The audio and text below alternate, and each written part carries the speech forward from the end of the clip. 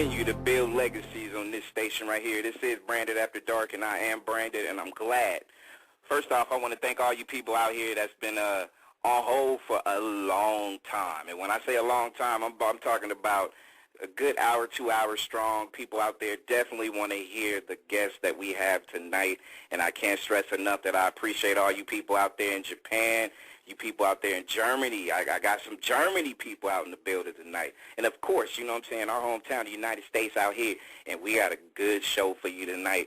Locked and loaded, 2 hours of music, showing appreciation, not just to New Edition, but to the guest of honor I have on live right here and full effect directly in the building tonight. We got Riz, we got Ralph Tresvant in the house tonight. Riz? What's going on, Brandon? Man, good, man. First off, before I even get into like some of the pleasantries in the whole interview thing, I gotta first off, thank you.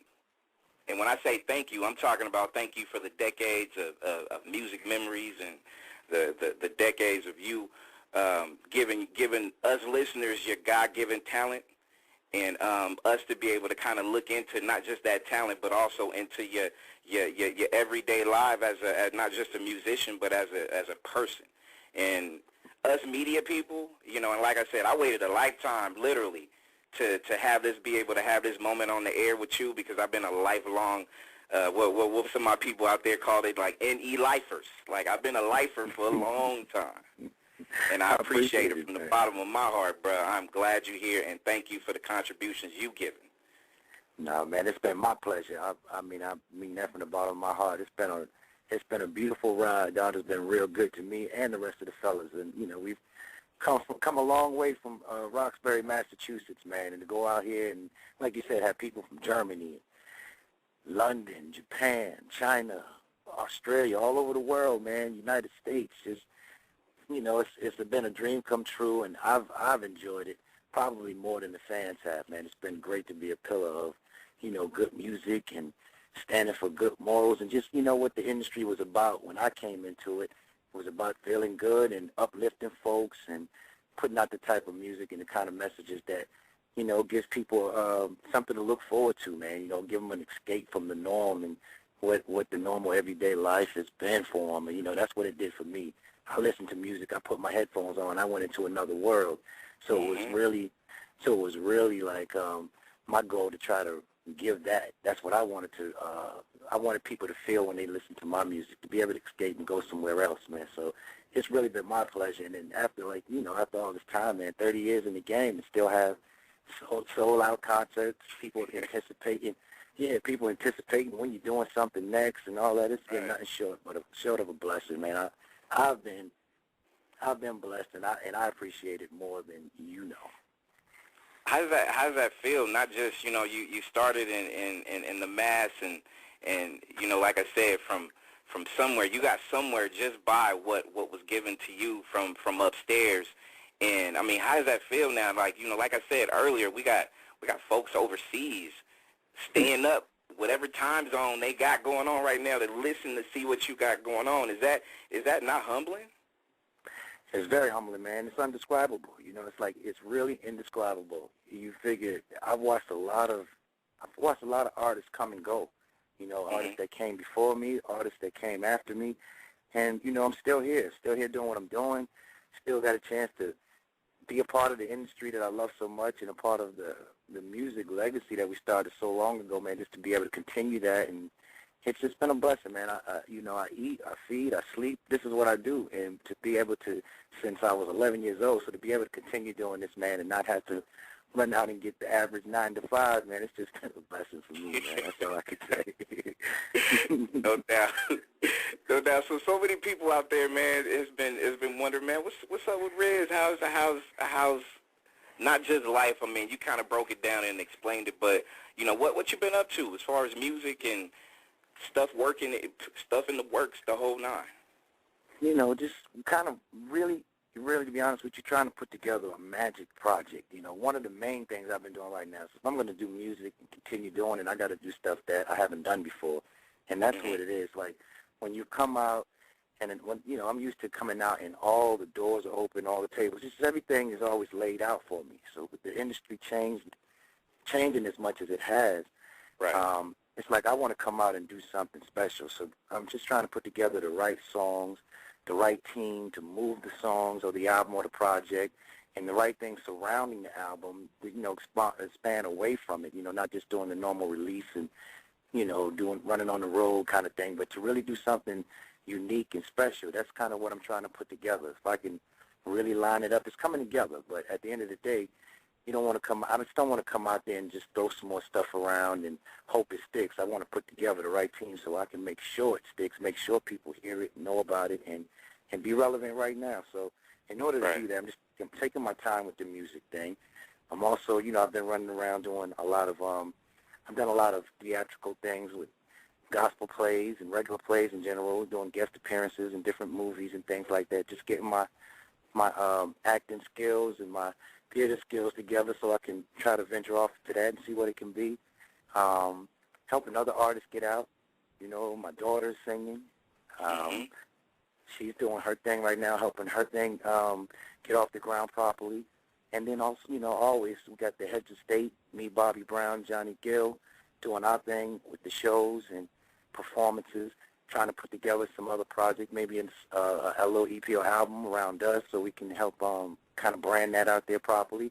And then New Edition, you know, New Edition sitting on the horizon waiting to spring back out there and do what we've been doing, continue that whole thing. And just doing more of what we've been doing, but doing it the right way. But, you know, I guess it's the only way I can explain it. So trying to lock all the pieces together through that. And there's so many people out there that has a lot of New Edition questions, but I actually want to focus on you, the solo artist, first. And what you kind of said right now was kind of, again, not just appreciative, but especially at this day and age and the way music has changed since, you know, New Edition first branched out.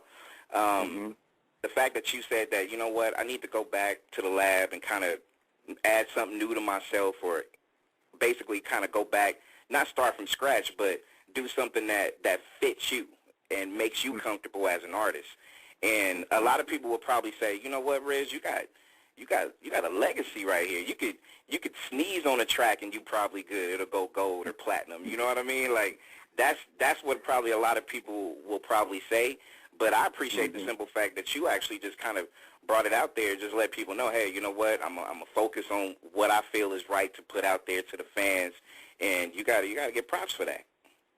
I take it serious, man. I take it serious, and I go back to when I first listened to the Off the Wall album.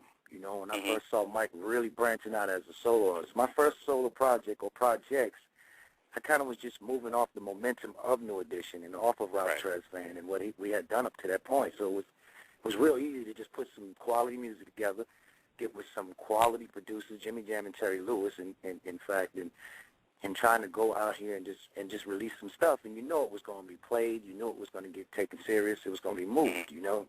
So nowadays, in order to get that same kind of impact for an artist that's been around as long as I've been around, you got to come out here with the kind of team that really believes it, and you got to come out there with the kind of music that kind of says, okay, this is unique, this is special, this is different, and kind of hit them in the head, you know. And then this kind of, you know, I don't want to reinvent the wheel, but I do want to show that there has been a lot of growth, and there's a lot of maturity, and just a lot of life that has been lived that needs to be expressed in the album, and there's still a lot of stuff to be taught through music. My ministry has been music. You know, I've been able to lift people up with songs like With You All the Way, been able to lift them up with songs like Sensitivity, and giving women a different type of outlook on the type of man that does exist. You know, it's not to say that you're sensitive all the time or you're soft, but it's to say that that's a side of a man that men shouldn't be afraid to express, and kind of be out there and be a pillar of that.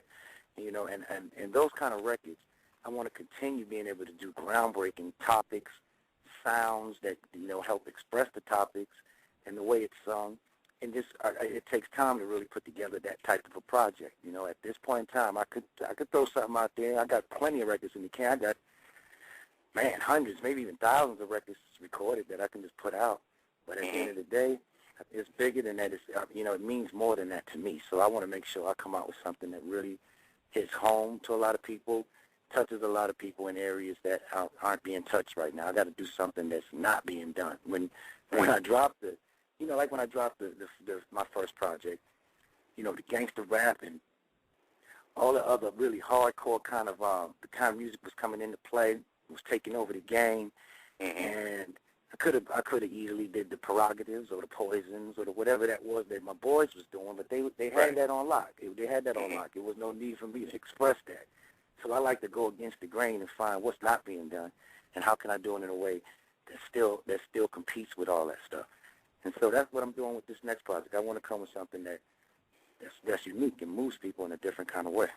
Right, and I think we kind of had a convo off the air about this, and I kind of told you that, hey, Riz, when it comes to you being a solo artist, especially coming from a group that is legendary, for you to continue to still have songs that people will continue to sing and that will be singing 10 years, 15 years, 50 years from now is definitely, to me, I feel, a testament, and not just your talent, but also the simple fact that you are pro the fans or the fan base or the listeners that you cater to, because when it's all said and done, your approval is definitely not just marked by your talent, but also what you give the people that actually expects it in return from you when it comes to, like you said, the sensitivities, and you even did something a little bit ill with the Stone Cold Gentlemen's back when you first dropped your solo, and especially now as a solo artist kind of coming into your own, or have come into your own, and you still have music that people will, listen to, stand the test of time. What makes it more special to you when it comes to just the fact that, I got to be a little bit more creative with you being a solo artist versus being on New Edition? Is there a difference, or as far as your approach? Yeah, I think it's just a matter of, like I said, the side of me that I'm willing to share or represent is a side that most artists, or a lot of artists, or a lot of men, I would say, or guys in general have, but they don't choose. It's just not the cool thing to do. You know what I mean? It's not like the in thing, or you're not going to be looked at as that rough or that rugged or that, that cat that everybody feels like is thorough. They can kind of get overlooked. And I'm trying to show them, like, there's a blend. There's a blend between the two where you can still be thorough, you can still be what it is, but you can let go and be something else and show them other sides that are, that kind of get suppressed by most men. At the end of the day, it's not about being soft or hard. It's just about being true to life, being true to your state of being in all those different areas. Like, I've done rated R's. I've done some very sexual songs. I'll do, dealing with menage a trois and stuff like that. Then I'll do sensitivity to just warm the heart and show you, okay, that same cat starts here. It comes from here first, and then you branch off into all those other things that you want to express in the bedroom or on stage when you want to dance, or, if you just want to talk about something politically correct and try to throw a subject or a topic out there that helps bring awareness to something, or some kind of cause or subject matter that deals with everyday life in terms of, just that, being kind of more of a statement in terms of where things are in the world. Marvin Gaye, to not have a direct song, but to make me want to holler. And this, I've been able to touch on a lot of those things. I've done songs for the March of Dimes and just different campaigns throughout the years. So for me, it's a matter of just painting an overall picture and not slanting down one lane. And I found that the lane that I chose to go down, and it is that, it's a choice.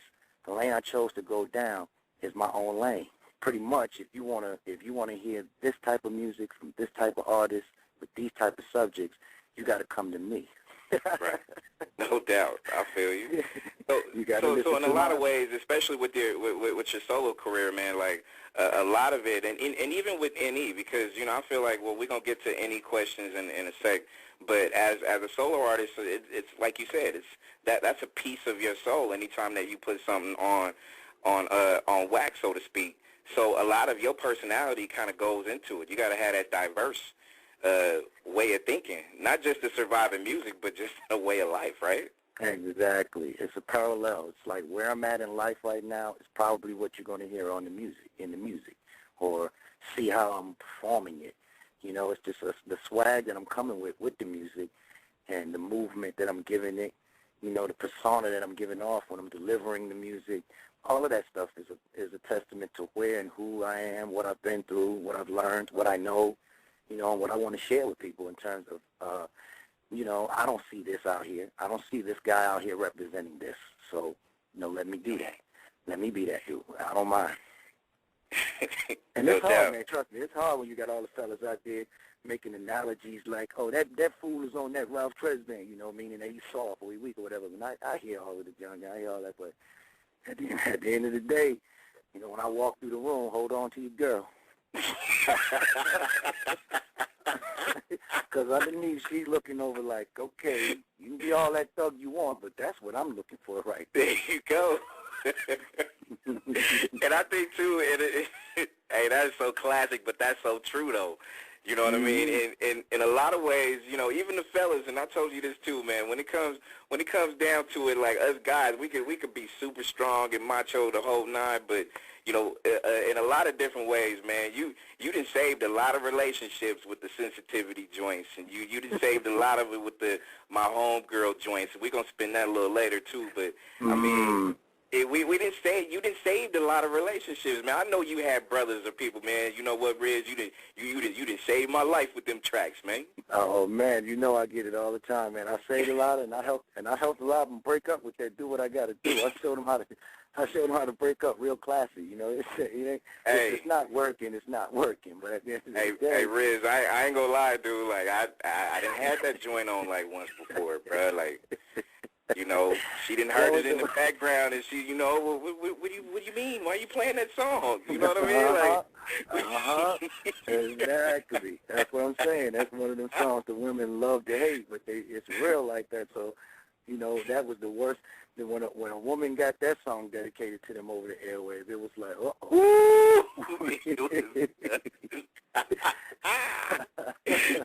But you know what?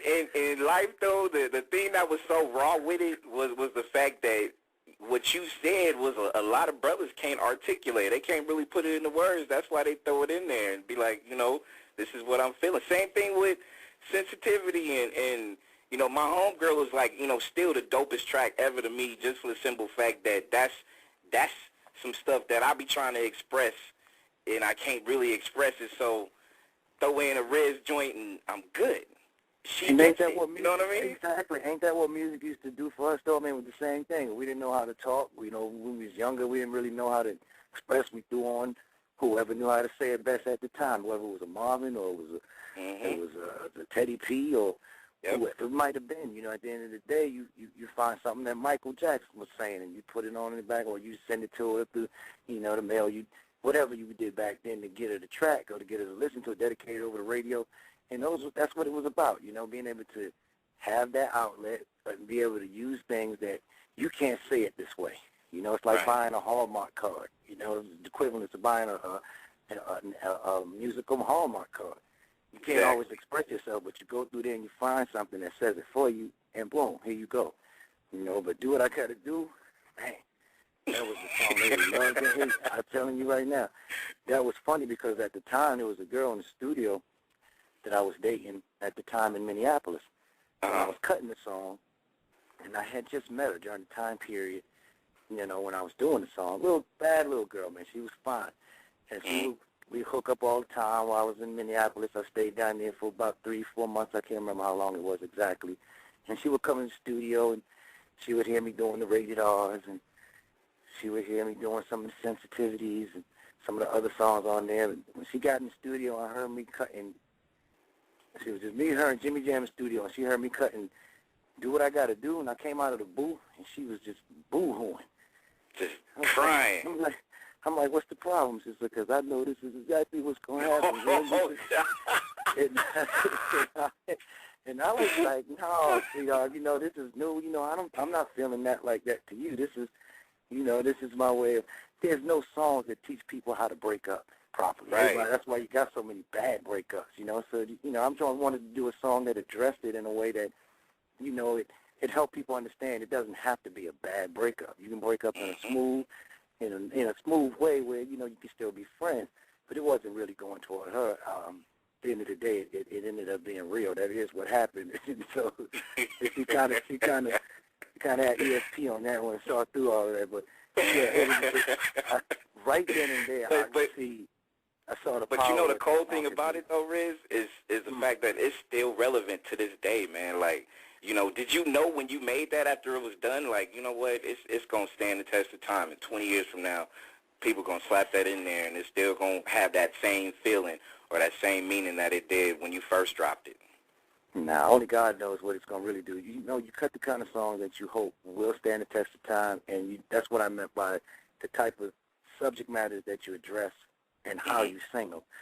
You know, it had that breezy harmony. It had the smooth melodies, thanks to Jimmy and Terry, and now, you know, Jimmy Jam, Terry Lewis. But at the end of the day, you don't know until it's out there and people take to it. And when I saw it rising through the charts, and I saw the dedications, and I see how it does to this day when I play it in concert, the response to it, you know, that's when I'm able to sit back and reflect, like, wow, this song is really holding on. You know, it's really holding on. And then there's not a lot of songs out there addressing that topic, especially in that way.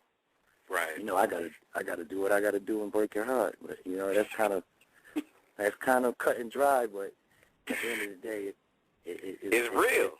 It's real. It's real. It really is, man. It's real. In the building, about 50 people just broke up tonight, but don't worry about it. My homegirl's gonna be coming up next. We gonna make sure we get 100 people turned up. You know what I mean? So. Word up, man. We got the lines list still. We're full of lines. If y'all want to call in, you better hit it, because I'm taking calls now. The number is 347-215-8653. Press 1. Be heard. Riz wants to talk to you.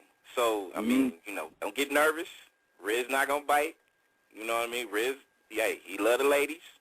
So, you know, we gonna put I don't know all of them as ladies, but we're going to start with the first one from that A13, Miss Baby Girl calling from Florida. You in the building with Ralph Tresvant on Branded After Dark. Hi. How you doing, sweetheart? Oh, girl, about to pass out right now. I'm good. How are you? I'm good, Mom. Hanging in there.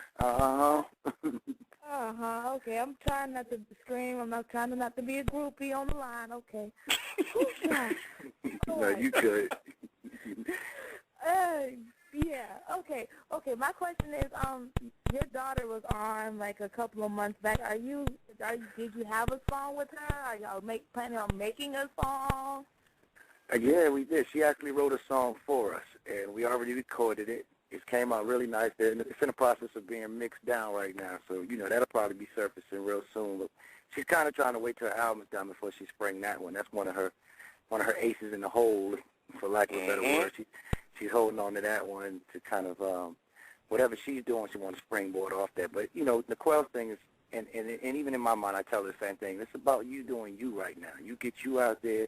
Don't worry so much about trying to springboard off of the name or your dad or whatever. You know, we want to really let them know you got the gifts, you got the talent. She's writing, she's doing her own thing, but she definitely does have the talent to get this done and be prominent in this business. So at the end of the day, we will put a song out together. It's only inevitable, because I was not going to let her put out something without me being on it, because I just love her writing, and I love the way she sounds when she sings. So, yeah, we got one in the works. We got one not in the works, but already cut and ready to go. So we're just waiting for her to finish the rest of the album up so we can let everybody hear it. Okay, can you sing a little song? You need a man with sensitivity. You need a man like me. That's it. That's all. We ain't getting no more. You got to come to the concert. Okay, see, that's messed up on middle level. Okay, Yeah, Brandon, you go ahead to the next caller, because you know I'm going to put myself on mute and just scream for about 5 seconds. All right, you got it, baby. All right, let's go ahead and take this next caller from the 804. Oh, you know what? Before I take this one, big shout out to Quell, though. Like, you know, like I told you before, your daughter is tremendous. Like, we had her on a few months back, and very, very talented young lady. And I'm hoping, like, you know, we can be able to not just break new music with her, but we want to be the first ones to just kind of continuously show her love, not just because of, you know, she's a dad of you know, she's, you know, tied to you, but she's damn talented, bro. Like, she is. Hands down. Thank you, man. And she's very sweet spirit. Her spirit is just so humble and so beautiful. She's been like that since birth. She just has this soft-spoken, very sweet heart, man. And it's like, I'm just here to protect her and make sure that she gets treated right and she doesn't get taken advantage of because, you know, I mean, at the end of the day, she's no joke. She knows her business. She understands. She knows when to stand up for herself. But at the end of the day, Dad knows how cutthroat this game is. So I'm just making sure that she gets the shot that she needs to get and get taken seriously and not taken advantage of. Best thing she got is by you knowing the business for as long as you have to, you know, you are that ace in the hole because you can tell her, hey, what's right, what's wrong, what to look for, what to stay away from. You know what I mean? Absolutely. Perfect. Let's take this caller from the 804. You on Branded After Dark with Ralph T. It's rocking. Hey, what's up, Brandon After Dark? Thank you for having this wonderful man on the line. I do appreciate you and him very, very much, very much. Okay. Thank you very much. Hold on a second. I need to drink some Cripple real quick. Your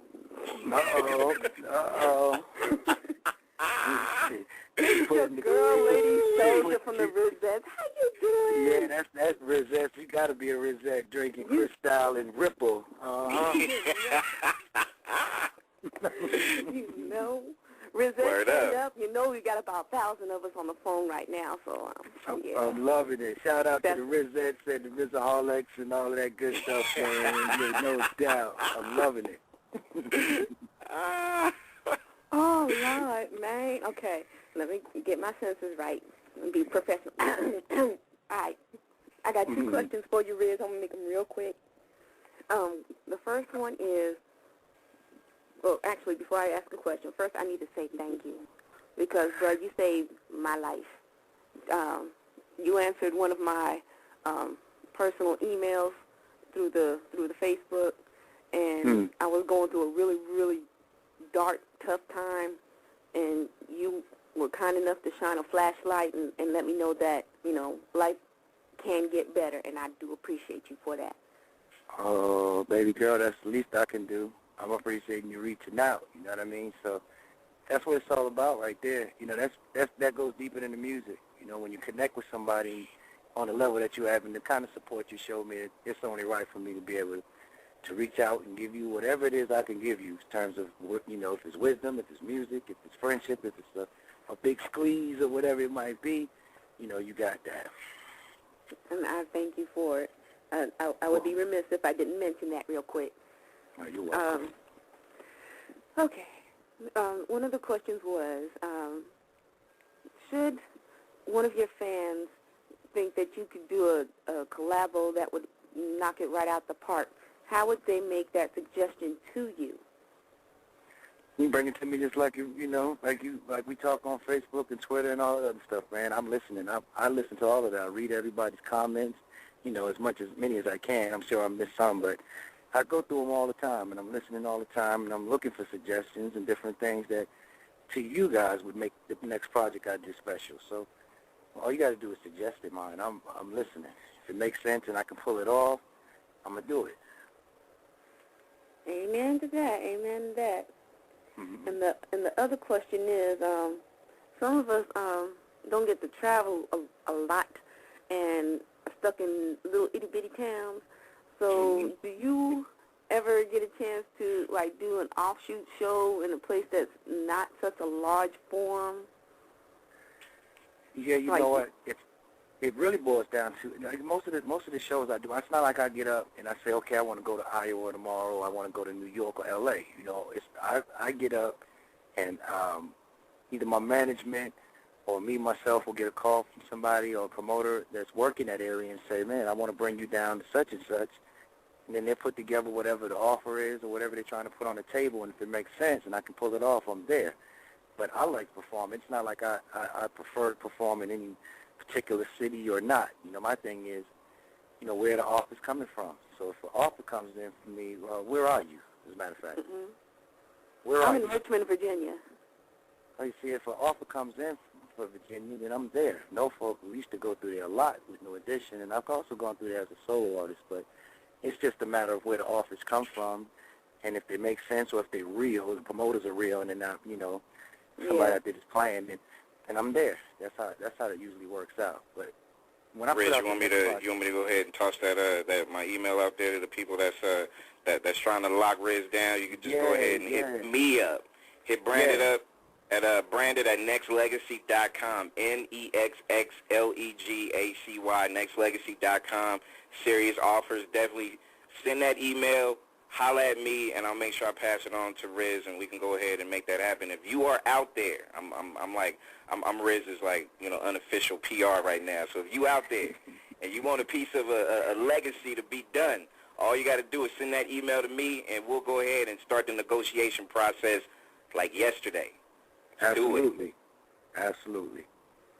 All right. And real quick, third final question is, do you play Xbox? Oh, yeah.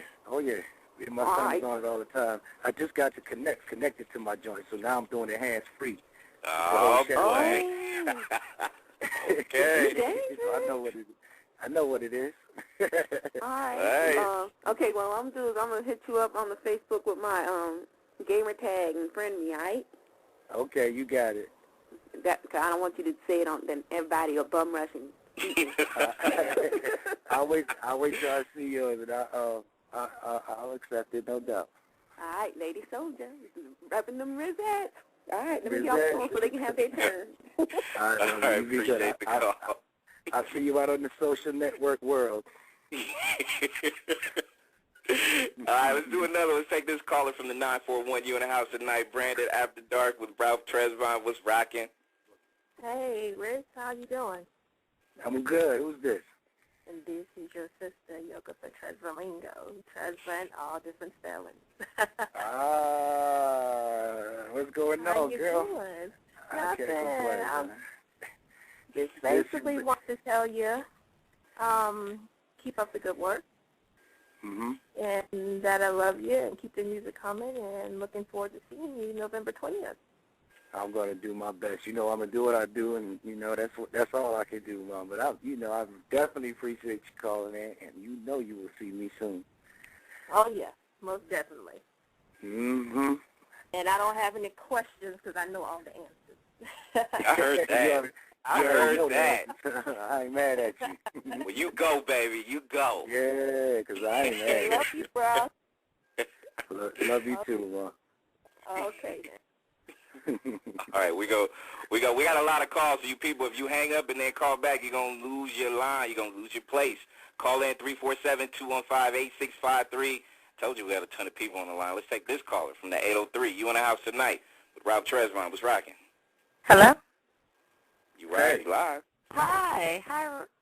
I'm sorry. I thought it was echo. This is Joy. Ralph, how are you doing? I'm doing good, Joy. How about yourself? I'm fine. We talk on Facebook all the time.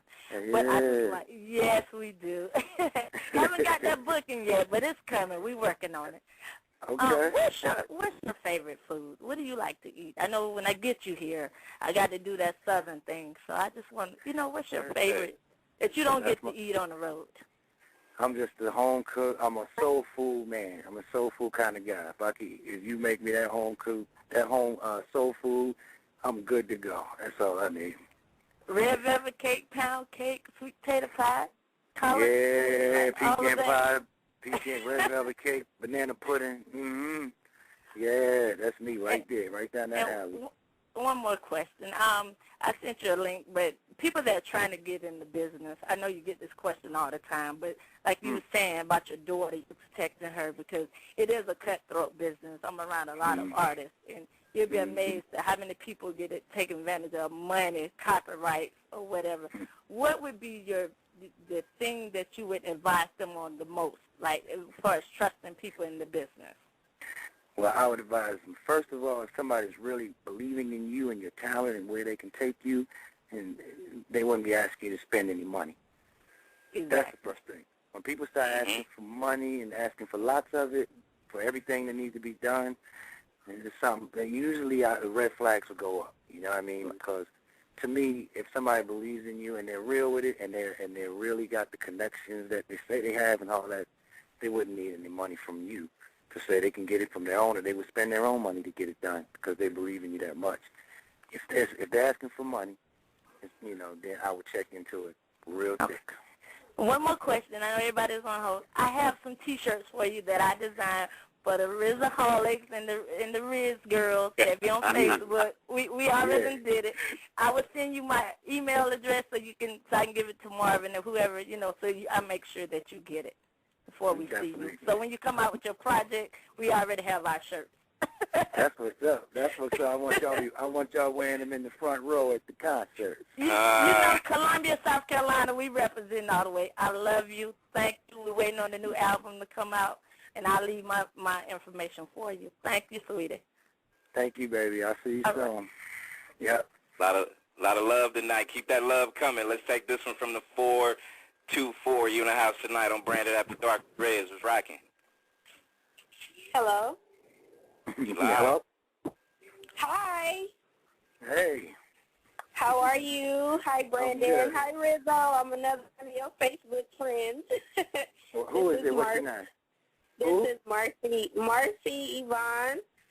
I left you one of your verses yesterday. I'm the one that's always reminiscing on your verses. Oh my God. Okay, that's what it is. That's good. I just want to, like the host, also show my gratitude. I'm sitting here with my 7-year-old and my 10-year-old, and they know word for word, N.E., they Can You Stand the Rain. I'm keeping the legacy going of the good music. Cause just that good music. So that's it before I get too nervous. I can't believe I'm that's how you do it right there, man.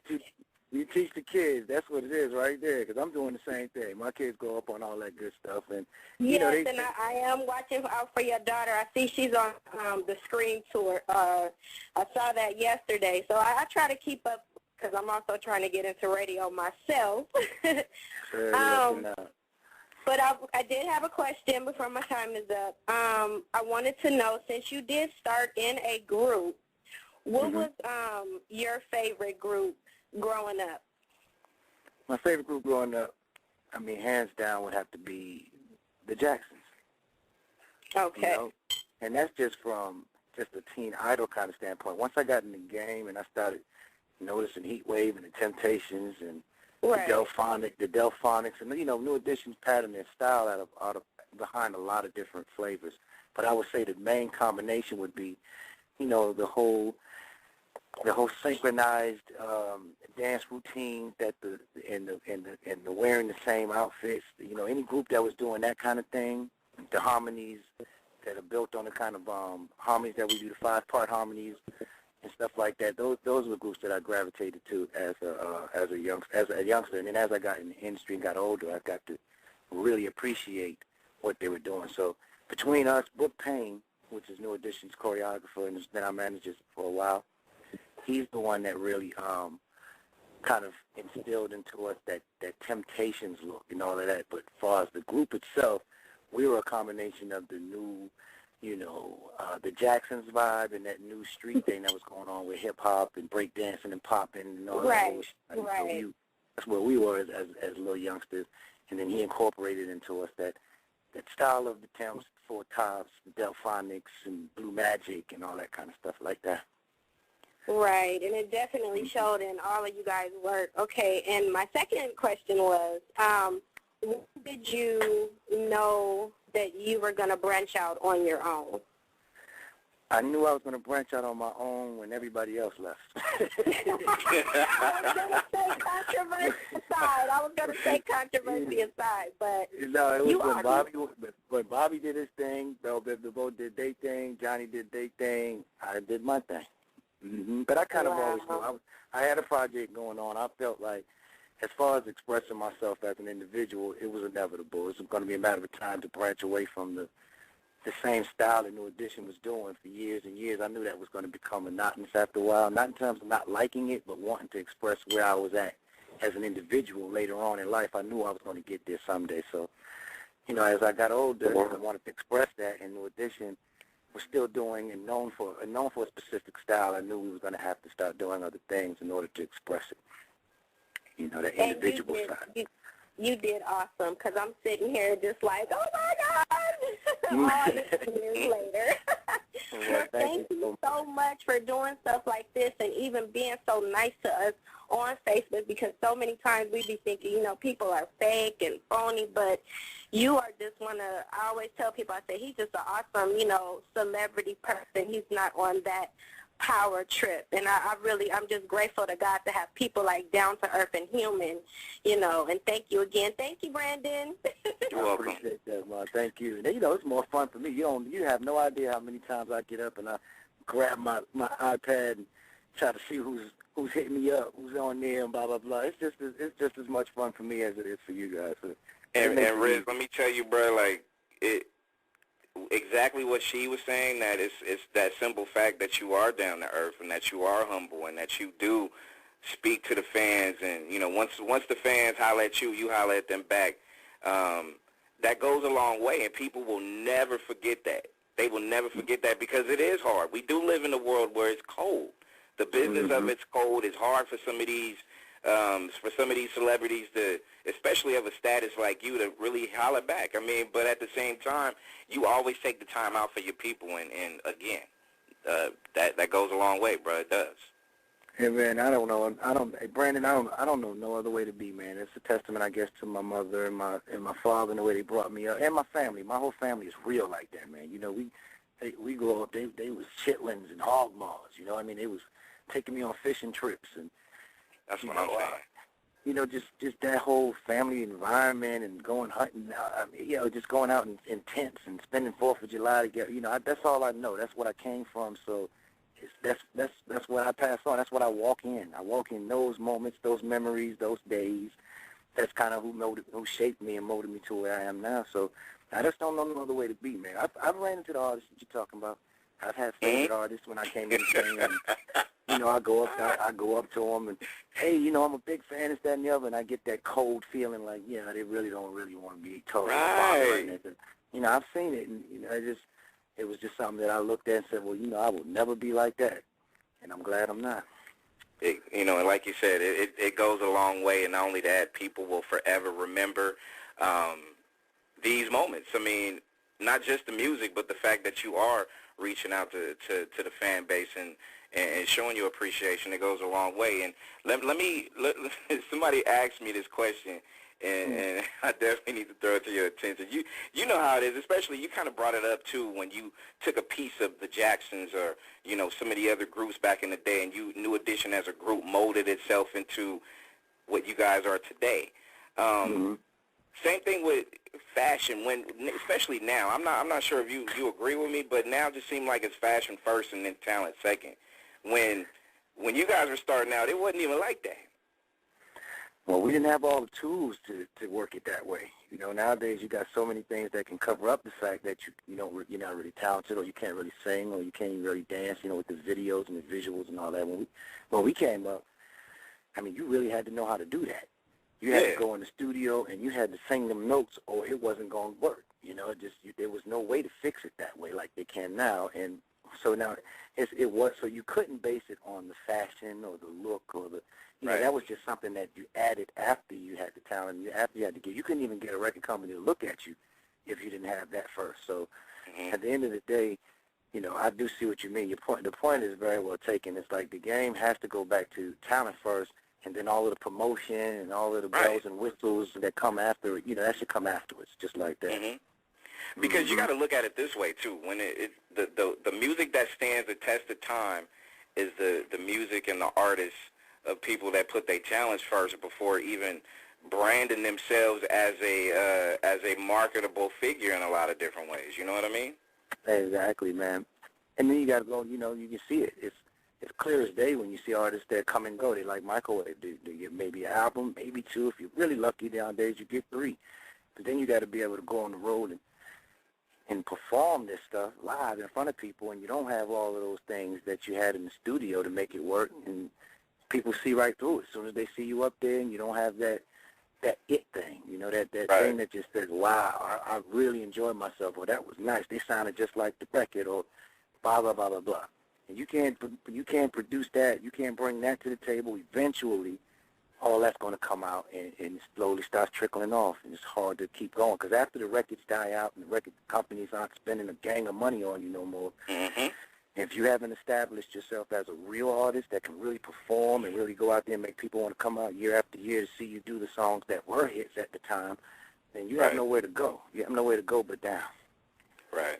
And the reason why I bring the fashion part of it back is, you know, I definitely got to mention back in the day with your early days with NE, like, I'm pretty sure you kind of started that trend with the whole shag haircut back in the day, right? Man, here we go. Yeah, you know this, man. right?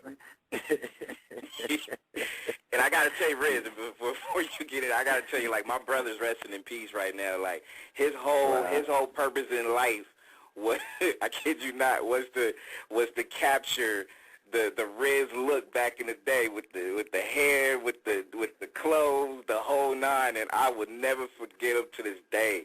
May he rest in peace, man. He had you down solid, bro. I kid you not. I love him for that, man. You know, may he rest in peace, like you said, man. My condolences and the whole shot, but man, that's what it was all about right there. Those are the cats that lifted it up. You know, they made it cool to be that way. After a while, you know, you try to do little things. That's how I walked around the projects. When they found me, that's how I walked around the bricks. It wasn't like that was something I thought was going to be famous or popular one day. That's how I got, that was me. That's how I got down. I put my shag on, I shellacked my hair down with whatever the Murrays or the Dax was back then. I brushed it all day long, and I walked around like that. And eventually, that ended up on camera and on BET with Donnie Simpson and on Soul Train. It ended up around the world, and hey, it was what it was. So it felt good when I saw people coming to the concerts dressed just like that. I see them wearing the Kango, broken in. There you go. This, that, and the other, whatever we doing. I used to love seeing all that, man. That made me feel like, okay, this is working. I like this. That was ill. That was ill. What I want to do is, we do got a lot more callers. Call in 347-215-8653. Riz, you want to run that track? We promised to my home girl. We want to do that and take a few more calls after this? Yeah, let's get it in, man. I'm here. Let's go. All right. Riz hanging out with me, people. Hey, lock yourselves in. Do not lose your place, because if you do, you're going to be like number 101 or, you know what, we got over 100 lines. It's crazy, so don't lose your place. Right here on Branded After Dark. Riz, one of my favorite joints, period. My home girl, holla at me. No doubt. Track right there, live on Branded After Dark. That saved like a few 100,000 real relationships, not the little quick ones. You know, that song right there saved thousands of real relationships tonight just by that 5-minute joint. Saved thousands. You know that, Riz? Wow. You know you save lives, man. Man, I'm loving that, man. I'm loving that. If that's the case, then I got to put out some more music real soon. Yeah, I love that. Branded After Dark, we got Ralph Tresvant, Icon, in the house tonight. We are turned up super heavy, and I'm not going to ask a lot of questions. I'm going to actually let the fans do that. We're going to run through a lot of callers. Call in, save your place in line, 347-215-8653. But there's one question before I take the next caller from the 215 is, there were some rumors, and I don't know if the rumors is true, especially when it comes to New Edition, about possible movies, about New Edition, something like you guys were trying to do or something like that. Was that completely true, or is that completely false? I mean, no, we're in talks with it, man. We're trying to make it happen. You know, it's one of those things that, you know, the more you're in people's face, the easier it is to pull off all that stuff. So our thing is, with New Edition, is to put the team together around us right now, the proper team that can go out here and get all of this all of those ideas that we have in our head done. It's like we pretty much etched ourselves in the history of the music industry. Right. And, you know, but we need to go out here and just kind of really bring it all home. So to bring it to fruition and what we've done, what we've achieved, the difference between New Edition and all the other groups who've been out there, is to come out there and do those kind of things, like the movie Tell a Life Story, you know, of the group, where it started, all the things in between, how we branched off. And, you know, those are the things that nobody's ever done before. So try to kind of etch that into people's heads so they know the story like they know the name. At the end of the day, it takes the right team, the right people around you to make all those things happen. And that's where it's at, man. It takes more time than we thought, but we're all on the table right now to make sure all of those things get done. So everybody right now, from me, Bobby, Michael, Ronnie, Ricky, Johnny, all of us are sitting around right now saying, okay, let's get it done. So it's a matter of time now before it actually happens. Okay, and then it goes back to, again, what you said earlier about making sure it's the right, it feels comfortable. You don't want to do something rushed. You don't want to do something that doesn't feel right, and especially the group, too. You know what I'm saying? So that's understandable. Yeah, you got to do it right, man. You come out here and try to make a statement like that, and it ends up, on PBS or something, just in a film festival, and nobody really, PBS. Yeah, we got to do it. We got to do it in a real way so that, and that's what we're doing now, getting people around so that we can do it. Like, okay. I mean, I think, I'm not, just because I'm an NE lifer and a Reds fan doesn't mean, like, my opinions about it is definitely dope to the point where it's like, I would love to see this on the big screen. I mean, if you're going to do some other, made for movies based on groups and stuff like that, I mean, I think it'd be real dope to be able to see that. I mean, knowing the history that I know, I would love to see it, how it all kind of unfolded and where it's going from now. You know what I mean? That would be nice. Man, New Edition has done so many things that have kind of slid under the table that it's ridiculous. I mean, many, many things, not only in terms of inspiring other acts at a time where there really wasn't any young acts or any groups, anything like that popping at the time, but just the actual achievements, man. We've broken Rolling Stone records, Beatle records. We've broken Madison Square Garden attendance records. We got platinum tickets from Madison Square Garden and the Forum and the Boston Garden. We never even knew that there was a such thing as that until we found out. Like, we got, like you could do, like you sell platinum records. You can sell platinum tickets. You sell platinum tickets, and we never knew. We got awards for all kind of stuff, man, that people just don't know. And then you talk, about the first time in history that a group has spawned off into so many platinum artists. Solo individual efforts has been ridiculous. It's history-making stuff that is never done, and those are the things that make the story valid, makes the story worthy of being told, and that's why it's important to us to make sure that while we're still on this planet and the blood is still flowing through our veins, that we spearhead it, because that's another problem with a lot of these group stories is that none of the stories that I've seen have been told from the perspective of the group. Everybody being alive, being there to tell the story. It's always something that after everybody starts, going back home, that they start realizing, hey, that was a significant story. That was a big thing. Or, then they start taking it serious. Well, we're here while we're all here to make sure that people, get the story right, and everybody's input is involved in it, and the story's told from the rooter to the tutor, just how it went down. And I'm going to tell you right now, I've seen all of the stories from the Jacksons to the Temptations to the Five Heartbeats, which was a combination of several group stories. And none of, this story right here makes them look like Disney. When I watch it, it's like there's a lot of parallels, and there's going to be that because you got, when you're in a group setting, there's going to be a lot of parallels. But there's a lot of, unique things about New Edition that took place in the way it went down and how it happened that really sets the story apart. And the only way I can explain our story versus them stories is the difference between when you like the realness and the rawness of when you saw Boys in the Hood and when you saw Menace to Society. Same hood, same area, but the way it was told was just a lot more. When you saw Menace, you were just like, okay, that's L.A., that's Compton, that's whatever it might be. That's what we want. We want to make sure that the story is feeling like that when we're done. New Edition album, would that correlate with the movie itself? Absolutely. I don't know which one will fall first. It's a matter of time. We don't want to sit around and wait too long to put out some new music. If that comes first, we get some new music and that's ready to go, and we'll lay that out. And then when the movie comes, that'll be another part of the story. How we dropped that before the movie came or whatever. Just chronological. We can put it in chronological order, just in the way it happened. Put the events in the way that they fall. So we're not really trying to say that has to be, we got to wait to the movie before we do new music.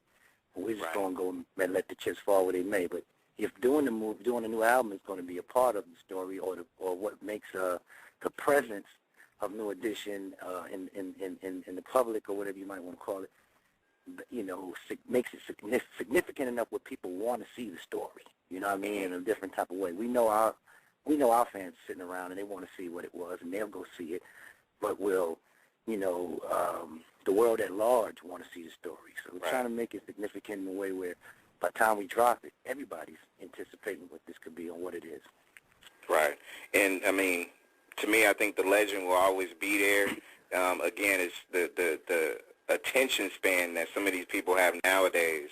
Our children, our generation, sometimes it's so short-spanned where, again, and I love baby girl that called in earlier that said that, she got her 7-year-old or 4-year-old listening to Can You Stand the Rain? And to me, I think it's all about trying to educate. And, anybody that Googles New Edition or go to YouTube and look at some of the classic videos can be able to get a little taste of history. And not only that, I mean, you're getting it live right here on the radio right now with 1,100,000 strong. So that's what we do. That's what we do. Absolutely, baby. That's what I'm talking And as about. I take this next call, let me go ahead and make sure I shout out a guy who definitely, and I think you know him through Facebook and or Twitter too, Rob, N.E. Historian.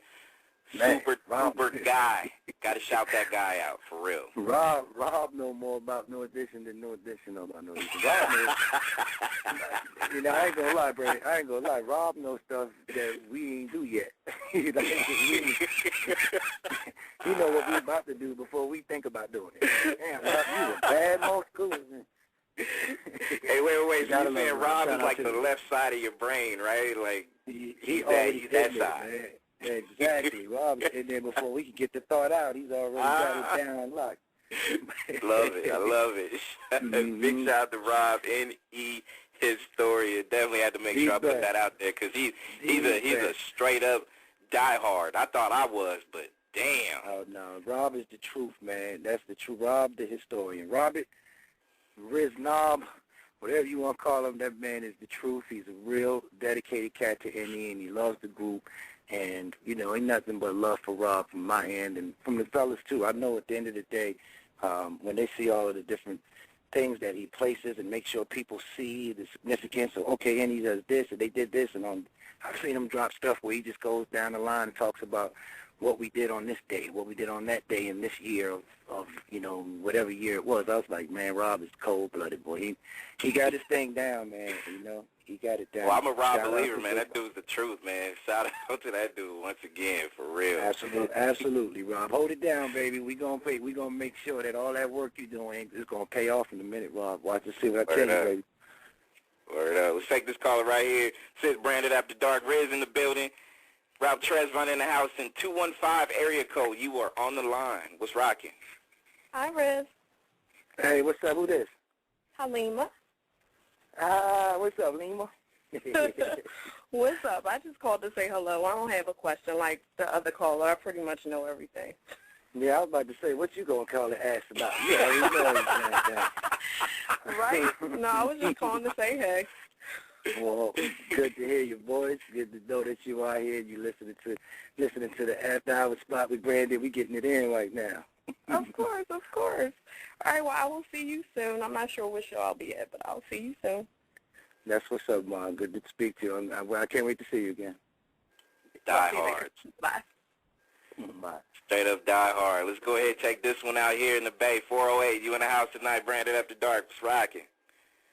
Hello? Hey. Hello? Hi. Hello? Can you hear me? Yeah, who's Loud this? clear. Hi. Is this Ralph Tresvant? Yeah, it is. Who's this? My name is Demashita. Jamashika? Demashita. Close enough. Did I say it right? Dub with a D? It's okay. Or J? It's pronounced Demashita or Miss Demash. D for short. Miss D, that's easy. I can work with that. It's a But pretty name. I've met you twice. I've met you about, I think it was like I was 19, but it was in the airport at McDonald's, and I had to ring you up for some food at McDonald's when I was working at McDonald's. And then I met you again in Oakland when you came out with your second album, and you were doing a promotion for that. But I have a couple of questions for you. And Latrice is outside. She's going to kill me. So Wow. my questions are, let's see, I want to know how come every time I hear like about all the concerts and everything, how come they're mostly all in the East Bay? How come they're almost all what? I mean, how come they're mostly all on the East Coast and not hardly anything on the West Coast? I mean, I couldn't even tell you. You know, when we do a show, when we're going on tour, it's different because when we're doing a tour, we just book the country. We go through the country, we go through all the major states, and then usually we'll come back around and we'll do what they consider secondary states or little smaller markets, and then we'll come back around and probably do even the third market, the ones that's even considered a little bit less markets, and then we'll come back around and do it again. But that's when we're doing a tour. When we're doing spot dates, which is what we've been doing mostly lately, that's based on promoters calling us and asking us, telling us, or making an offer to us to come to those different cities. And I guess, in recent times, there's probably been more promoters calling from the East Coast, from the East Coast markets than out the West. That's probably the only way I can explain that. Because people in San Jose, we love you too. So, and you guys don't come out here very often. And the last time you guys were out here was 1996. So, and that's when all six of you were out here. I was at that particular show with my mother. And then my other question would be, okay, so when you buy tickets to go to a concert, how do you, I see a lot of fans coming from all over, from everywhere when I go to these concerts in Oakland at the Paramount and everything. And I've been to quite a few of them. Not as many. I don't have the funds to be doing all that. But how do you actually get an actual front row ticket versus a third row ticket? Because every time I try to go get one, I can't get one. And then I get upset because I'm like, all these same people that I see at all these concerts always end up with the front row tickets. And I'm like, what do y'all need to sit in the front row again for? Man, Miss D, I wish I knew the magic to that because, I'm trying to be at the front row of the Beyonce show and all that, and I can't get a front row ticket myself. And I see stuff on people like, how do they get up there? But at the end of the day, I think it's the ones who, they hear about it before it goes on or right when it goes on sale, and they jump on it. They jump on it real early. So by the time you get there, those seats are already gone, especially when you got a ticket like a new edition ticket that pretty much it sells pretty fast. So you got to jump on those tickets as soon as it goes on sale in your area, or try to be ahead of it before get them pre-advance sale tickets where you can get your joint before everybody else does. Okay, and I got two more quick questions, and then I will let you go, I promise. Sure. So my other question would be, so I'm on my weight loss journey for the second time, this time permanently, to keep it off, and I have a bet going on with someone that every time I lose weight, I give them $1, and that $1 is to save for my new edition concert ticket. So when are all six of you coming to concert out here? We're putting it together now. It's like we have to, right now we're putting together, like I was saying earlier, the team to make a new run with New Edition. We've been on the phone, like every Sunday, I got off the phone with all the fellas probably about 3 or 4 hours ago. Well, every Sunday we do for the last 8 months or so, we've been doing these Sunday, we call them any conference calls. And, we just sit around, we talk about whatever we want to do and what we're trying to pull off, who we need to get to do that and all that. So once all that's done and we have the team organized and we've had all our meetings and we got all of the different things we want to do lined up, and at that point it's kind of just like turning the pages to a book. Okay, first phase this, second phase that, and we just turn through the book. But right now we're just organizing and writing the book so that we can start turning pages. So there's nothing really in order right now. We might be doing some things for New Year's. We might be doing a couple of things going into the new year just to, just stay in people's faces, let them know we are together, we're still working.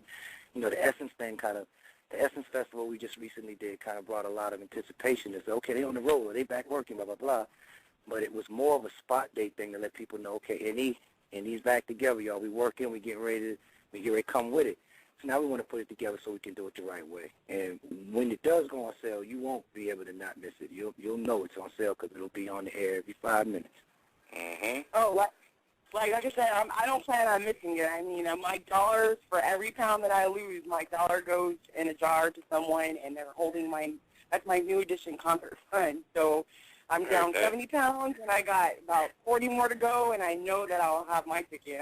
Unemployed or not right now, I'll have my ticket. So, I was just about to ask you how much you saved up so far. 70. Well, you're doing excellent. Go ahead, girl. Good job. I have a ways to go to get where I really want to be, but to get where I want to be to buy a ticket, that's another 30 or 40 more pounds, and I'm going to be good to go. So I can have my ticket too, so I don't get left out.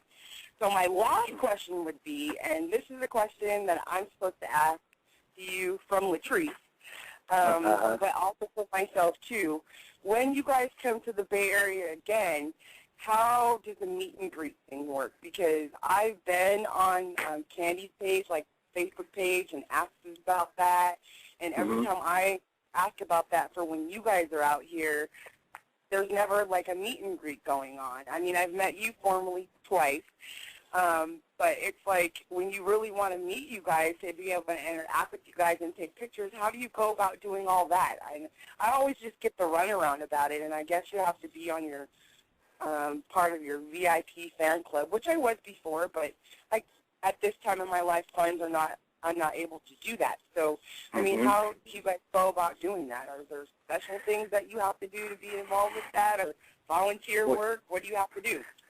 Well, I mean, there's usually several ways. That is one of them. Shout outs to the NEFC and Candy for doing her work throughout the years and keeping the name out there and the group alive. But at the end of the day, that is a great avenue. For the last 2 years, 3 years, however long has the state's been moving right now, she's been putting together the meet and greets. You know, they've been kind of going through her. And when New Edition surfaces, there'll be a combination of that. It'll be a combination of New Edition's own websites and web pages that will do the same thing, equivalent to what she's doing. Then there's contests, radio contests, and people, you know, the local radio station. It's usually at the sound checks. When we're doing the sound checks for the show, that's when during the sound check, they'll sit in there and watch the sound check. After the sound check, we'll go down and see and talk with everybody, take pictures, sign autographs, just meet everybody then. So it's usually a combination of those 3 different ways that will probably be the same thing going on when we come back around this next time. Well, someone would just have to let me know how much more weight I need to lose to buy a ticket for that, so I can just lose it. Right on. Oh, Latrice would like to talk to you on the phone, too. Hello, Ralph. Hey, Latrice. Hey, this is your buddy from Oakland, California, the one who presented you with the Boston Celtics jacket. I know who it is. What's going on, girl? I'm fine. Blessed. How are you? I'm doing good, man. I'm doing real good. You know, blessed, happy. I'm in a good place, and it feels good to be out here right now with Brandon, you know, talking to you. So that's what it is. Oh, okay. Well, hang in there. Just wanted to say hello, and I love you, and keep it going, keep it positive. Can you please play Is This the End, please? Can you please play Is This the End, please? We're gonna try to get that on for you before the show's over, baby. We got it. Okay, thank you so much. It was nice speaking to both of you guys. All right. I mean, Riz, you've been out here in the Bay. What, you did the heads of state? Like, was it wasn't too long ago. You've been out here for a minute. 2 or 3 times, man. We've been out there at least 2 or 3 times. To Paramount, I think a couple of times. We've been to out there in Concord. You know, I lived out there for at least 5 or 6 years. John, one of my albums, when I was cutting it, I was out there with Louis Burrell and Hammers Brothers. I actually moved up there and lived in Newark. I lived in Fremont for a little bit. Actually, got a lot of friends out there. One of my partners, Danny Dillman, he's still out that way. With the animation, we got an animation company out there that he's been, a multimedia company out there. You know, they're still out there and up and running. So, at the end of the day, that was my home. That was my home. I know that. Exactly. I know that like the back of my hand. Exactly. That's one of my stopping grounds. People that's really talking about trying to lock Riz in on some dates, just make sure you send business information over to Branded at Nexxlegacy.com, Nexxlegacy. We still got a lot of callers on here that says Branded After Dark. We're going to fly through some calls, so if you got a good 1 or 2 questions, make sure you go ahead and throw them in real quick. I see a lot of people. Woo, we turned up. Let's take this one from the 757. I want to say this is my boy Will, but let me take this. Let me see who's this. 757, you're on Branded After Dark. What's up with it? Hey. Hey. In the house. Can you hear me? Hey, who's this? No, this isn't Will. This is Tanya. Hey, Tanya. Hey, this is Lil Mama. I was just calling. Yeah, hey. I'm out here in Cali now. I know where you at. What's going on, huh? No, I don't even have a question. I was just calling in to show some love because you take so much time for us. So, you know, I was like, I got to send out some love to you. No, I'm glad you got through. There's a lot of people on the line, man. It's just real. It's fun when I hear a name or talk to somebody that I actually no one ever corresponded with. So that's a good look, man. You know, I'm still waiting on my Mac. I'm playing my Mac video tonight. Oh, you gonna play it? Oh yeah, you know I got my Mac video on. It's in the room right now, waiting for me to come back in there to hit play. Yeah, I know. That's one of my favorite movies too. The Ms. Knack. You know, that was a movie about. You know, Quiet as Kept. That movie was about me anyway. Right. I know they thought about you, right?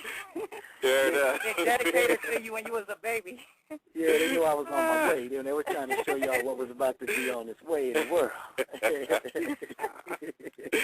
I heard that. Yeah, I mean, yeah, we're excited about some new music because I'm listening to Rizwa Fair like every day. They know it in the gym and everywhere now. I'm watching. Can I safely say about that album? To me, is like, you know, you can hear the growth in that album. Like, to me, right? I felt like, you know, one of the dopest albums that I feel, in my opinion, should have got more due when it comes to exposure and stuff like that. Because there's some hidden classics on that people just probably, man, when did this come out? That's what I used to get all the time, and I used to drive me crazy. Like, man, like, are you serious? It's been out. I You know know what I mean? People ask me about it all the time when I play it. Like, never noticed. That really helped me because my grandmother died about 3 years ago. And, I mean, it's like it touched on every emotion that I was feeling at the time, you know. It was just, it was so nice that you had put in words what I was feeling. Well, you know, I was feeling the same thing. It's feeling the same thing when my mom passed. That's what it is. It's like one of them hidden messages that it was to her.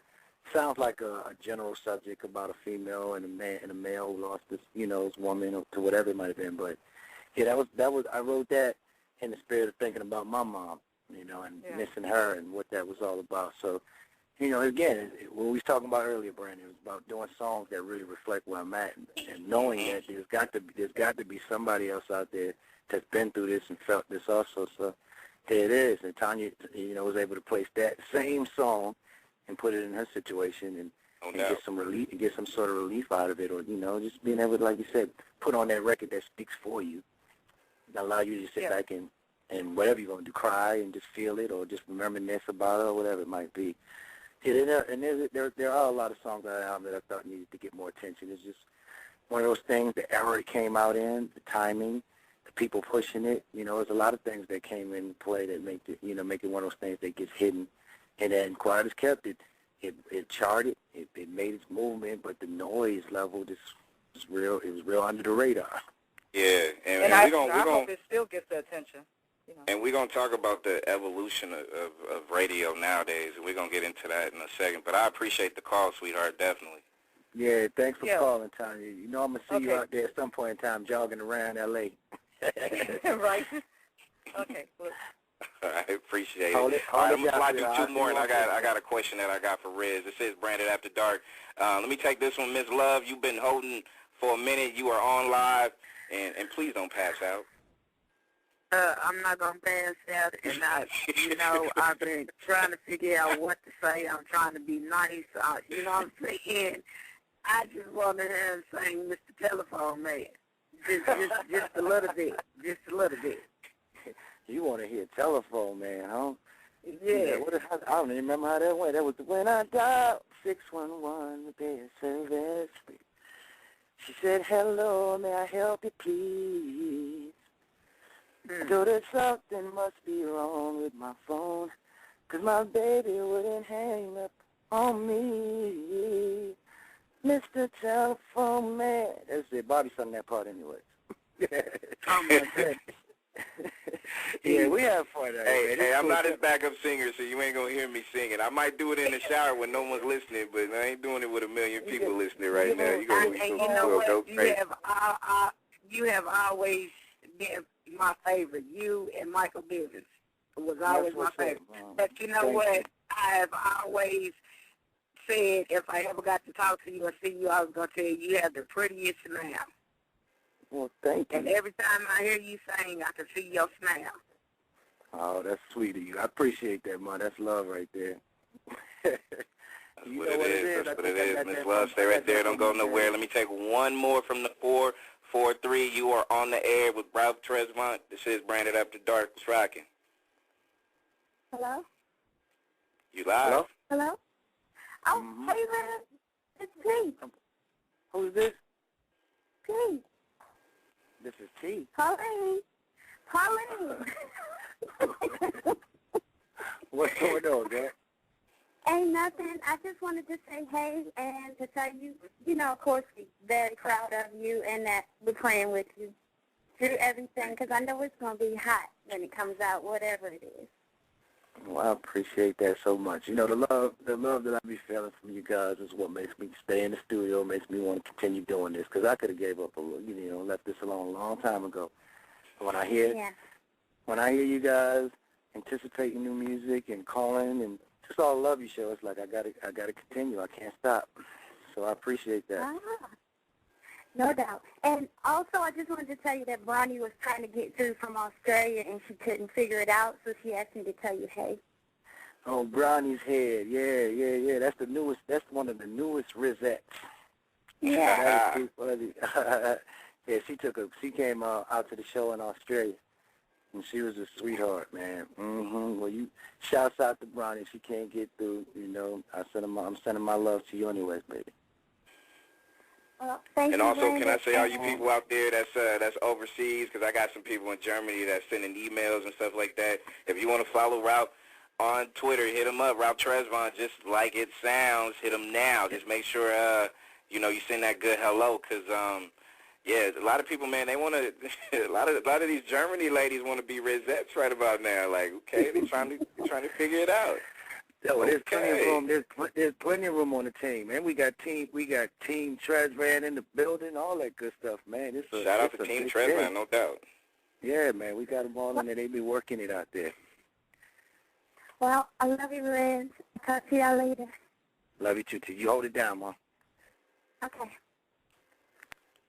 All right, this is Branded After Dark. What I'm gonna do, and I know, and I appreciate you staying on for a while with me, Riz. I'm gonna run your sensitivity track, and we're gonna take 2-3 more calls before we let you wrap it up, because I know it's late night over there where you at, and I appreciate you rocking with me for a minute. You know what I mean? That's dope. Nah, it's all good, man. That's how we do, man. I want to make sure I get as many people as I can in, man.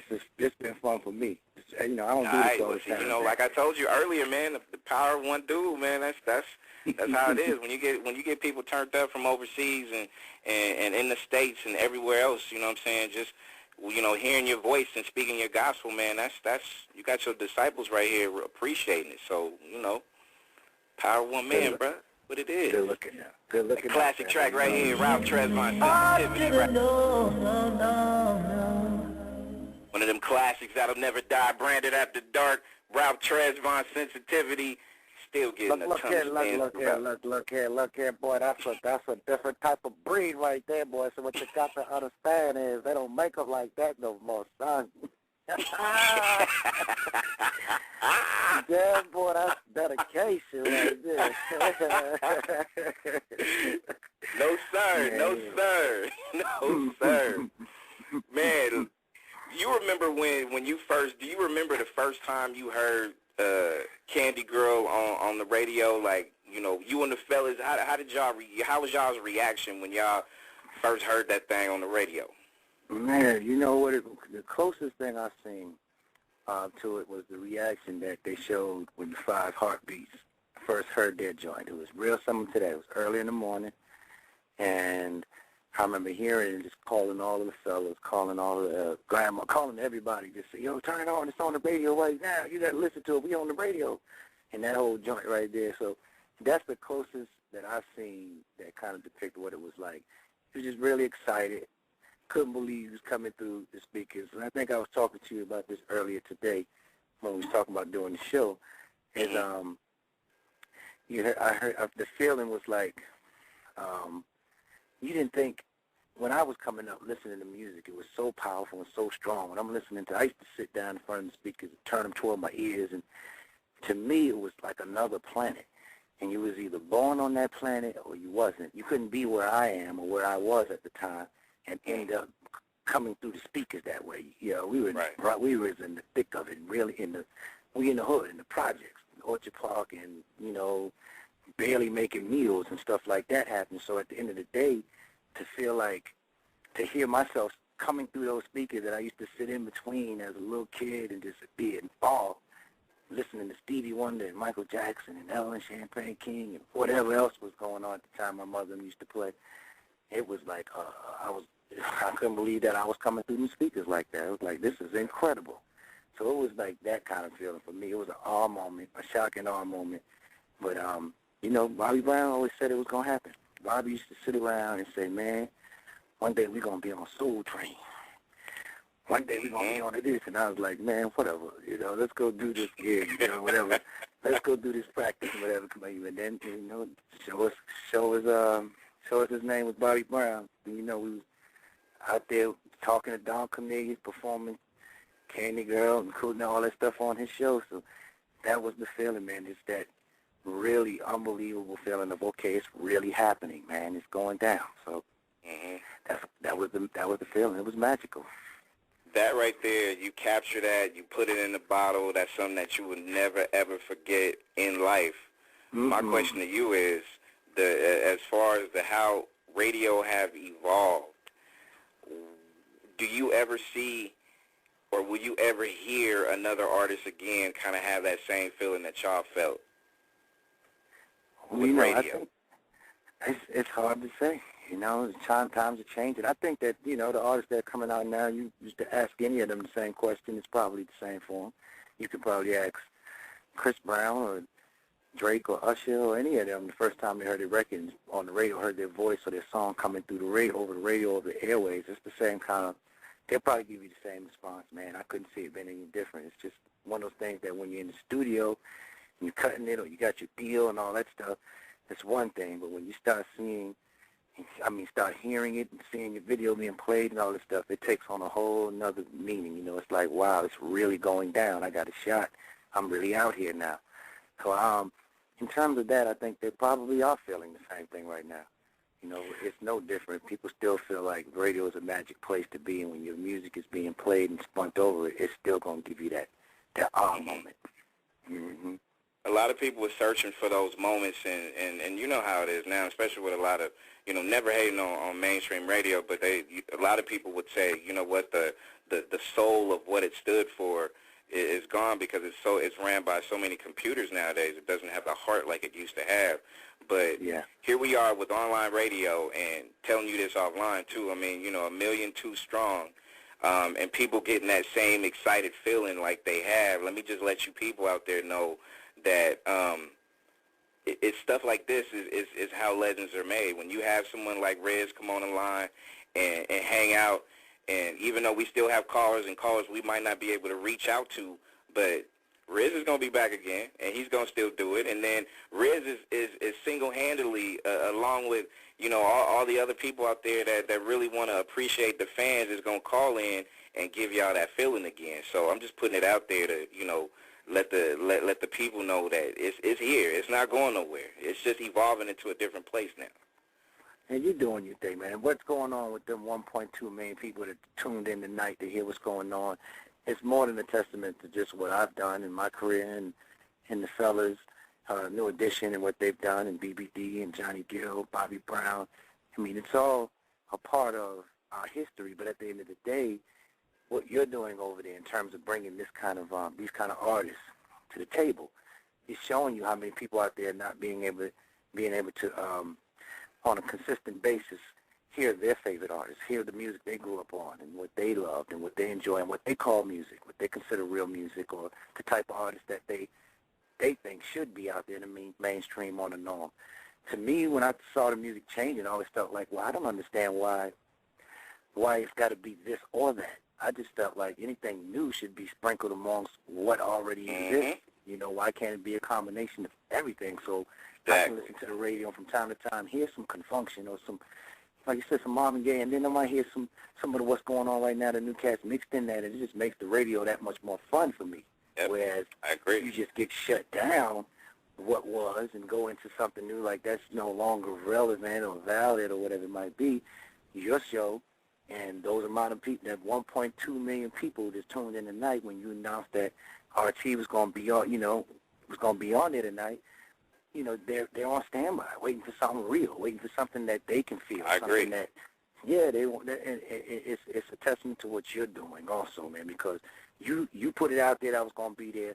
They tuned in. So they're there, and the rest of the world and corporate America and these record companies and these sponsorships, just all the other things that involve with entertainment, need to know that these people are standing around wanting to be entertained and wanting their favorite artists to be out there the same way. You know, I'm like that. I'm a fan of music, and I'm a fan of all music, new and old. I'm a bigger fan of the era I came up in and what was before me.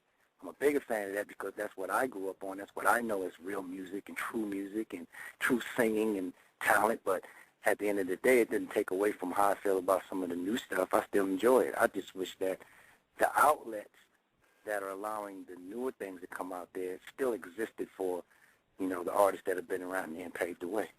I agree, and I used to always say, man, that I love the lane they in. That's their channel. You also need to make sure that there's other channels for other genres of music, and not only that, other fan bases of other artists to be able to be heard. So if you turn one channel, you don't want to just put it just, you know, the same old, you know what I mean? You want to flip that channel and get another variety of music because it's not just all one. It's universal.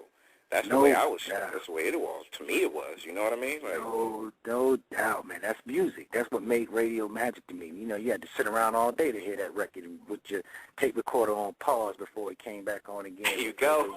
Because there were so many different joints coming on and genres, and you had everybody out there once, and you don't know what you're going to hear, and that's what made it magical to me. It's like anything else you do when it's a surprise of what's going to come on next. Nowadays, I know within an hour I'm going to hear such and such, such and such, such and such, such and such. The next hour they're just going to repeat that, maybe sprinkle in something new, and then they're going to put that same format on over and over again all day long. To me, that's not the magic of radio. The magic of radio for me was I don't know what's going to come on next.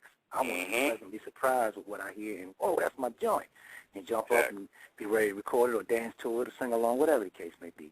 That's where music is. That's what it's missing. Even amongst what's going on with the new cats, there's not enough of even the new joints that's coming out to surprise you. I know what's going to come on within an hour or 2 hours. You know what you're going to hear.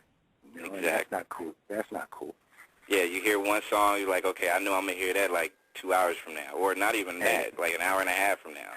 Whatever, you know what I mean? Like, yeah, there's no magic. There's no anticipation in what might happen new or something else might come. You know, you just miss that. That was a part of the magic of radio. So I'm loving what you're doing, man. Loving what you're doing because it allows the people who want something different. Well, let's just say it allows the people who want what they consider music to be shown and played, and they get a chance to vibe and listen to what they enjoy. I agree. Just like the power of the people, man. I mean, I do this for the people and for the people that I admire and respect. That is either coming up in the game or that has a footnote in this game, like you and NE. Like, you know, that goes a long way. And let me go ahead and put this young lady on from the 954 that's been patiently waiting. You know what I'm saying? I'm going to take this call and two more quick ones before we let Riz go. This is Branded After Dark. Thanks for waiting. Hey, Ralph. How are you? I'm good. Who's this? Aaron Walbergill. You're not about to hit me with your mama's story with the dentures, are you? Okay, check this out. Okay.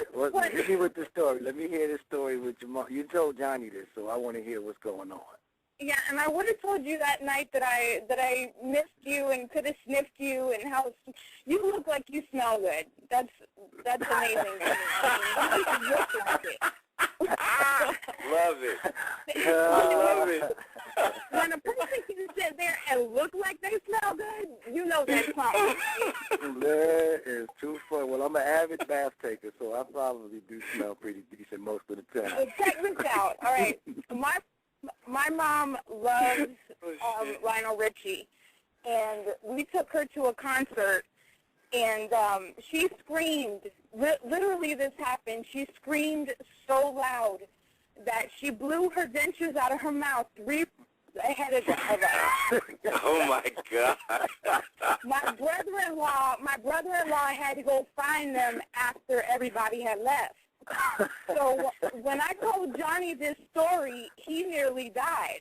I would have been, he nearly died. So when I met you guys in Miami this year in March, I made Johnny some cookies, and I took some fake teeth and I put them on top of the cookies. Oh, hell no. No, you did. You opened them up. I don't know where you had went, Ralph. I really don't, but you should have been in there. Because he opens the box and he's like, what the hell is that? It's hilarious, and I know that my mom has totally ruined the banana pudding thing for you. Sorry. Yeah, don't tell Ma she can't make me no banana pudding, especially if she's going to be cleaning it. Why? You don't want her molars in there? Nah, I don't want no dentures, no teeth, no none of that in my joint, man. I can't trust it. I had to tell you that. I mean, and I just wanted to say that you were the first celebrity on Twitter that had ever recognized me or spoke to me.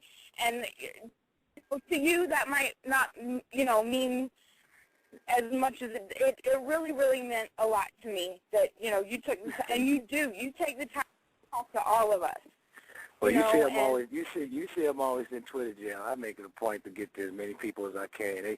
I'm the official Twitter twug. I'm a twangster out there, baby. I get you in. Well, don't stop it. And I swear, next time you're here, I will make it a point to meet you. No doubt. I can't leave you out. Don't count me out, right? No doubt, don't count you out, baby girl. I appreciate you calling in.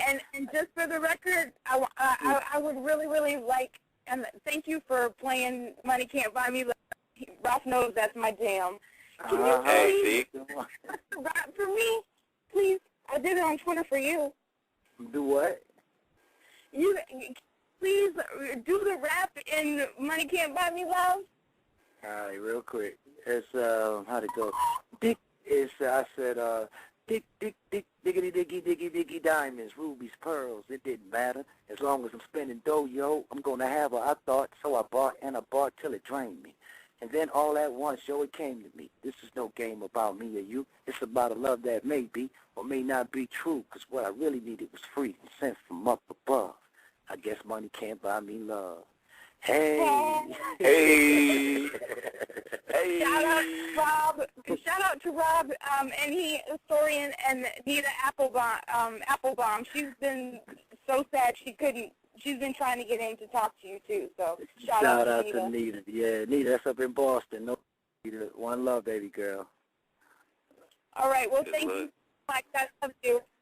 It's amazing when you could when Reds can come in and shut down the phone lines, you know what I mean? Let's take two quick ones before we let this man go. Let's take it from the 510 with the 776. You turned up and on branded after dark. Reds, what's up with it? What's going on, baby?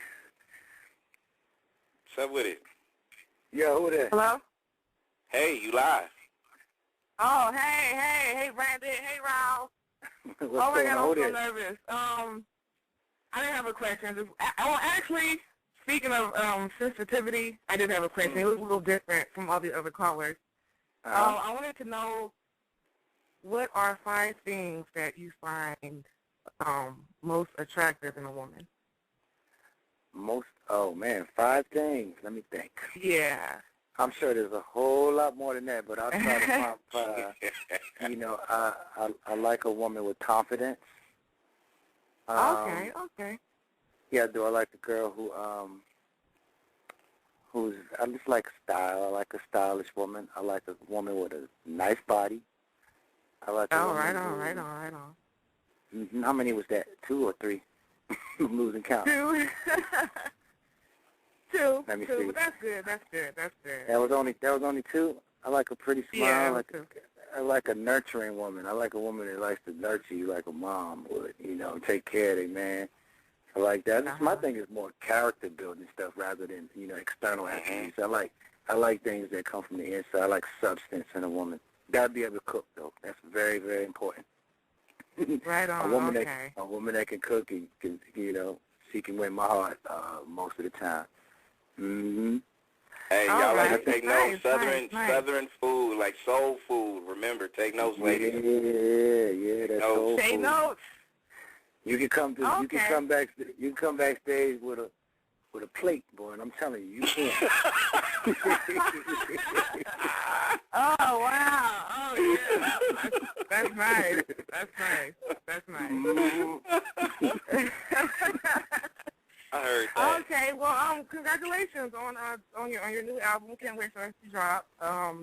Very proud of you. You're doing your thing, and thank you so much for being humble to all your fans. I remember, I think it was like 5 years back. I was at the Paramount Theater.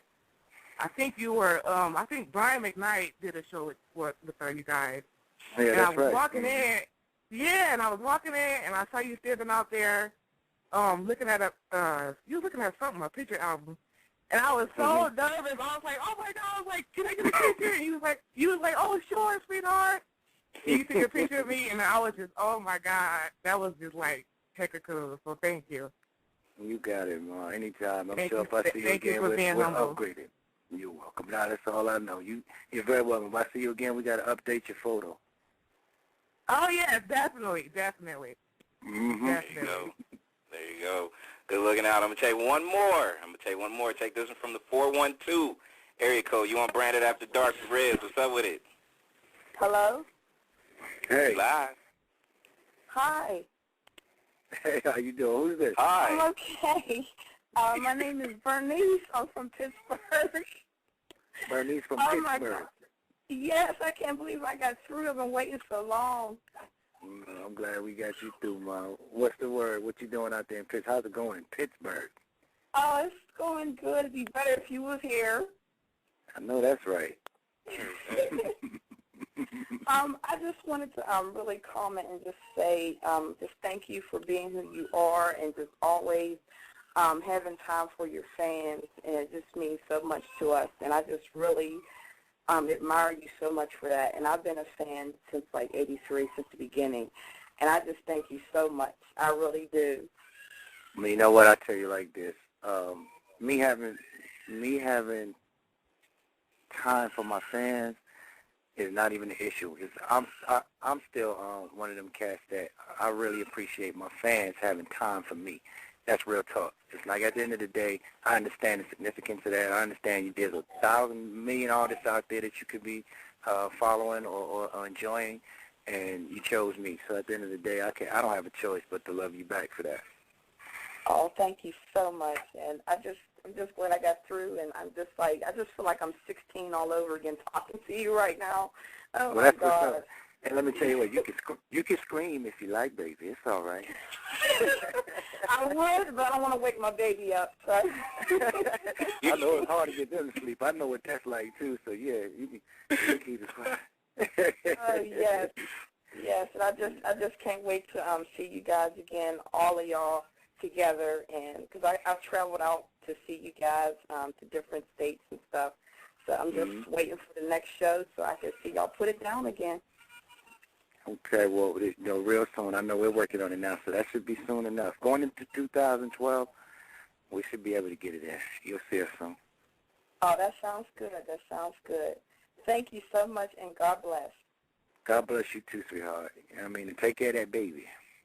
There you go. There you go. Branded After Dark. And Riz, as we get ready to wrap this up, man, first off, man, I got to definitely ask you one of these days in the near future, since we still got, like, hundreds of people, not just on the line, but, definitely, man, you are more than welcome to come back and raise as much music awareness and all kinds of stuff anytime you want to. Come hang out with the fan base and stuff like that, man. You could do it on this show anytime. So we got to do it again soon, though. Definitely. Oh, it's going to be real soon. It's going to be real soon. It's not going to be the last time, man. It's a new home. It's one of them new spots for me. It's going down. And when I get that new music ready, it's one of the first places they're going to hear it at. You can best believe that. Oh, that's a good look, man. I mean, and as we do get ready to shut this, down, I gotta thank you again, and I gotta tell you too, because, being a media guy, I got to make sure that I take care of the listeners and people and everybody, the emails and the Twitter and the Facebooks and all that stuff. And I got to tell you, as a fan first, you know, I rank you up there with MJ. I can rank you up there with Stevie Wonder as a solo artist, as far as the memories that you gave me throughout my lifetime. And you know how I used to, you know, I think we kind of talked about this off the air too, but you know how it is when the music made is definitely a gift that's sent from that man upstairs. You gave that to your fan base. You gave it to me. The memories I will never, ever. I remember the first time I heard Candy Girl, Cool It Now, N.E. Heartbreak album. I remember standing in line at the concerts, the whole 9 yards. So memories like that never goes away. It will always stick with me for the rest of my life, man. And from the bottom of my heart, again, thank you for the talents that you've given us and that you will continue to give us. And here's to 30 more years of the same vibe you give. You know what I mean? No doubt, man. I appreciate that, family, for real. And, you know, it's just a good look. One hand washes the other, man. I can't do what I do without you, you know. So I appreciate you listening to the music, watching the career, you know, and enjoying what I'm doing and allowing me to do what I do. You know, that's real talk. At the end of the day, I can't do it without you guys. So I appreciate you, Brandon. I really do, man. And everybody listening, I love all of y'all. You know, you made this happen. I'm doing what God put in my heart to do, but it ain't nothing until you accept it and you love it. So I appreciate that. Shout out to Team Tresvant, to the Rizaholics, to the Rizettes, down for Riz, Rizenda, all of them, man. Everybody that I'm out there that's holding me down and lifting me up every day, I appreciate all y'all, man. I love y'all, and we're going to continue making this happen for like you said, Brandon, for the next 30, 40 years or till the lights turn off. Till the lights turn off, baby, we'll be here making it happen. Yeah, exactly. Hey, what did old girl say about the it was a Cristal and the what was that? Cristal, yeah, what was that? It's called Cripple. I invented a drink. There you go. I had Cristal and the Ripple. Hey.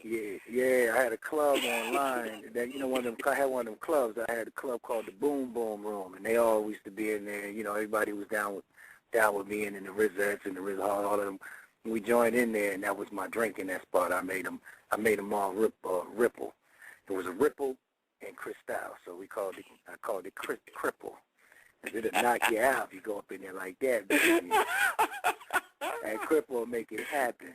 hey, I ain't had one of them things yet, man, but I'm a toast to it tonight, though, like straight up. You know what I mean? That's what like glass in the air. Hey, you said it's gonna cripple you, right? Is that what it is? Okay. Look, you're gonna be incapacitated when you drink that, baby. You know what I mean? That's how we get down. Yeah, you have it, man. Riz, I will be in touch with you throughout. And again, I can't thank you enough, not just for making this your home, because it just means more to me than you could ever know, bro. Like straight up, from a fan of your music and a fan of your movements to be able to just fulfill not just a lifelong dream, but just to be able to be a part of something now that's gonna be forever. I'm gonna be forever in debt, bro. So you know, again, whatever we could do as a staff and as this station evolves. Whatever we could do, not just for you, the solo artist, but for New Edition, we here. This is the home, bro. It's what we do. I appreciate that, man. Real talk, I really do. And your station is the bomb. I'm loving what you're doing. Keep doing what you're doing, man, and bringing that real to everybody so that, you know, I want to be able to tune in and hear some of my favorite artists too, man. And this is one of the places to be. So at the end of the day, keep doing what you're doing. And I'm right here, man. Anytime you hit me up, we'll get it in again. That's what it is, man. Appreciate it, Riz. One love, baby. One love, family. All right, Absolutely. Now.